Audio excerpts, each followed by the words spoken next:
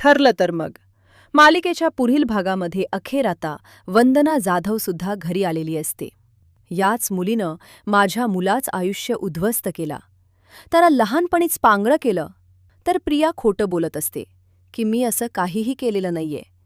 तेव्हा सायली म्हणते की यांच्या मुलाच्या अवस्थेला तू जबाबदार आहेस, कारण याचा पुरावा तुझ्या खांद्यावर आहे. त्यावेळेस मी चेक केलं होतं, तुझ्या खांद्यावर भाजल्याचा निशाण आहे. आणि त्यानंतर आम्हाला खात्री पटली की तू प्रिया नसून सदाशिव आणि मैनावती यांची मुलगी बबली लोखंडी आहे, जी फक्त स्वतःच्या स्वार्थासाठी आणि पैशांसाठी खरी तन्वी बनून रविराज आणि प्रतिमाते यांच्या आयुष्यात आली. तर आता प्रियाच खरं रूप कळल्यानंतर सगळ्यांनाच खूप मोठा धक्का बसतो.